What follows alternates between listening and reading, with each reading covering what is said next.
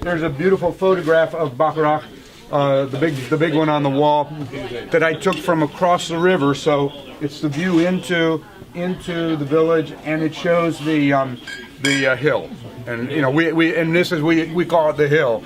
The Romans actually planted the hill first in the time of Marcus Aurelius. They liked the wine so much; it was so good that they called the hill Bachiata, Altar of Bacchus, which gave the name of gave the town its name, Bacharach. Eventually, it's a hill that has been regarded as very, very special for nearly 2,000 years. The Romans had planted a grape variety called Elbling.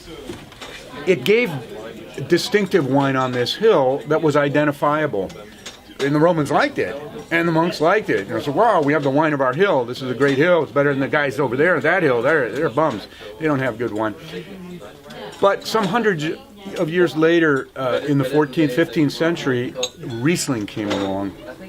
And Riesling was very special, obviously and immediately to the monks, because where the Elbling that they'd inherited from the Romans was spoiling, entirely oxidizing, becoming undrinkable by June after the harvest.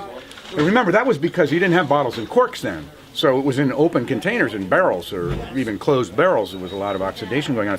But when they found Riesling, Riesling survived and even longer past the next harvest because of acidity. So they were highly motivated to plant Riesling on the hill.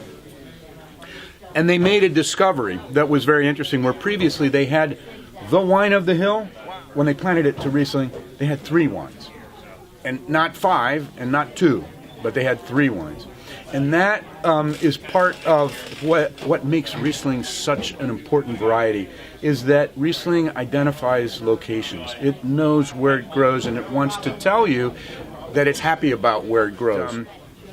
Three sections of that hill that give wine dramatically different enough that even inexperienced tasters can identify Wolfsele and Steger and Posten.